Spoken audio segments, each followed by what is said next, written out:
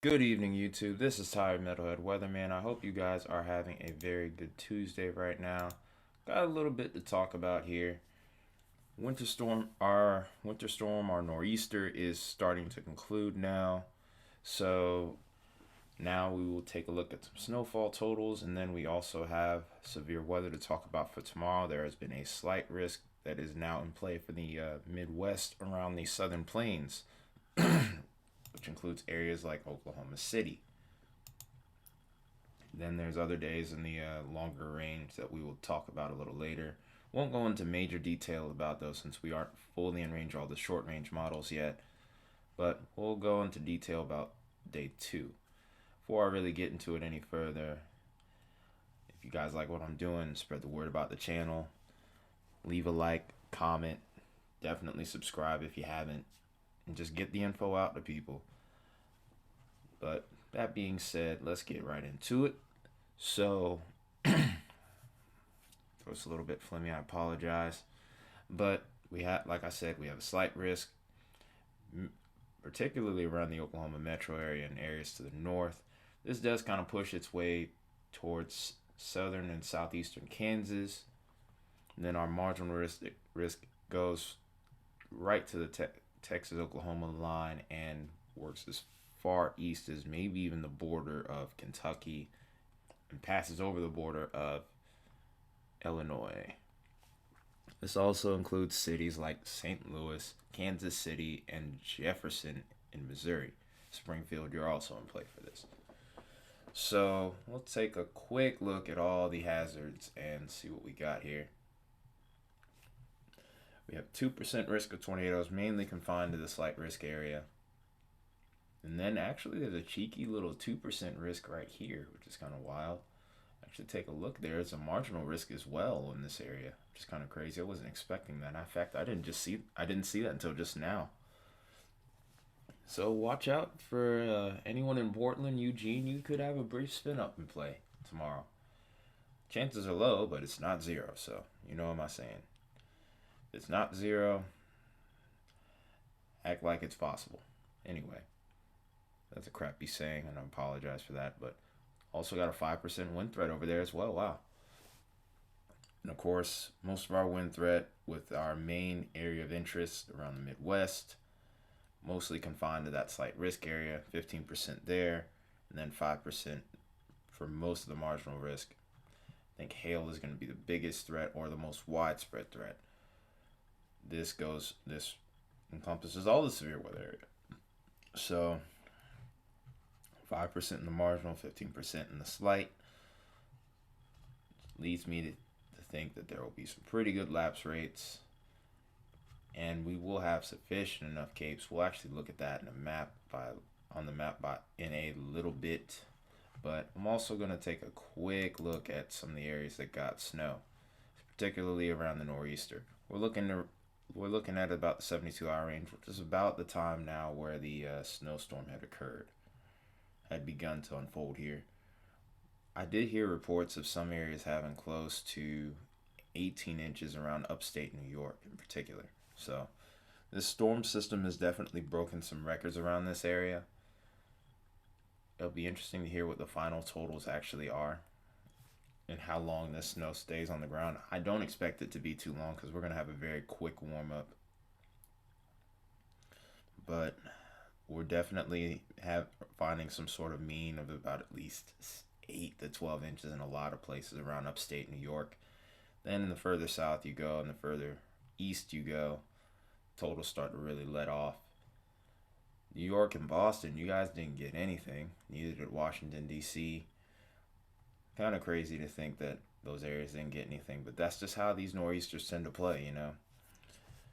But the storm track and the strength of the storm really determine a lot here. But onward we move. Let's take a look at what tomorrow's forecast could look like. We're gonna take a look at the actually we're gonna take a look at a few other things. We're actually gonna focus mostly on the severe weather.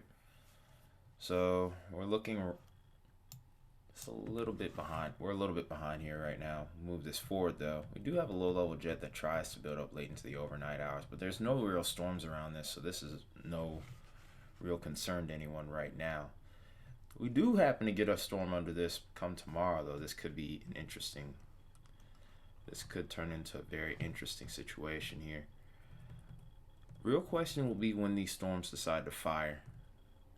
But we do have a very impressive low-level jet. We're sitting at about 60, 65 knots around this little region here. And that's right around where our slight risk is. We have a widespread area of 50 knots. This is more than sufficient enough for severe weather. So we'll watch this move along. And this looks like it could be an early day type of threat instead of a late evening threat. This pushes off further to the east, and then by late evening it looks like we get a little bit of a wind maximum trying to form. Basically, to me though, I think that for the most part this will be a damaging wind threat, if anything. I don't really think there's, from what I read on that synopsis, there wasn't really a lot of cape or abundant wind shear available to produce anything crazy. So we'll have to take a closer look at that, but I'm thinking this isn't going to be a big deal. Let's look at the dew points. I expect there to be some moisture available, but not very much. Just waiting on my map to load. So I mean, we do get into the 60s on the dew points, but we do get into the mid 60s actually. So there is moisture available, but this kind of pancakes really fast. And then on top of that, I do notice that this moisture doesn't really seem to go away. If anything, it makes a big push to the north, and we'll go into that in a little bit because that is significant for some of the days ahead. So let's look at the Cape here real quick. So I'm expecting to see a push to the north. We can expect to see a push to the north here. We do have some we have some pretty abundant cape. I'm not sure what that synopsis was talking about, or if I just read through it too quickly, but we have about 2,000 to 3,000 joules per kilogram. I do think the wind shear is going to be a component that might be missing if you're looking for any sort of potential tornado outbreak. But it'll be interesting to see how this unfolds here. I do think, however, the timing of the cape and the low-level jet are a little bit off, so that could mean that that could be the reason why we don't get a big tornado threat, because the wind maximum around that low-level jet is just a little bit too far to the east. So there's a number of factors that seem to be going into this that might be inhibiting this storm system, but if that's the case, that's actually a good thing. We have cape around Thursday, and we'll talk about Thursday later. So now let's take a quick look at the reflectivity. So we can see clearly that this is our nor'easter that's been rolling through. We do have some snow on the backside for the Great Lakes region, so you might get a little bit more snow before all is said and done here. I do expect a lot of this to move off by mid-morning or early to mid-morning. Meanwhile, here's a little complex of rain here that tries to form. It might cause a little boundary to develop here. Or actually, this looks like our storms. This might be our severe weather threat right here. It's kind of crazy to think that they would pop up this early. I don't really see anything much here with the NAM. I hate that I'm not in range of the HRRR. I think I would see something a little bit more concrete. I do see a few storms that form up here into the late evening hours, but it's so small and it's so minimalistic in coverage. And there is our marginal tornado threat. We do have impressive lapse rates though, so hail is very much a real thing. Weak supercell, but yeah, this could result in maybe a hatch risk even developing for hail. So we move this forward. There's a handful of storms. It's not much. And maybe on the south side of this here, or far eastern part of this here, there might be A little bit of damaging straight line winds, but it's not a very impressive setup here. Upper level lows all the way down here, and then you have you don't have much convection going on around this region. This doesn't seem like a super widespread outbreak, which is a good thing. So, but I mean, you still have to watch it though. So, I do see a few storms that try to develop around Oklahoma City on Thursday, but it has a very strange look to it. Doesn't look very impressive at all. Then come Thursday, there was supposed to be like a small marginal risk around this region, but I'm not really seeing anything. I kind of like the HRRR model more when it comes to severe weather, but I'd have to wait till almost 10 o'clock to get a 48-hour run. Otherwise, I'll just be sitting here getting 18-hour runs, and that really isn't doing any good for neither you or me.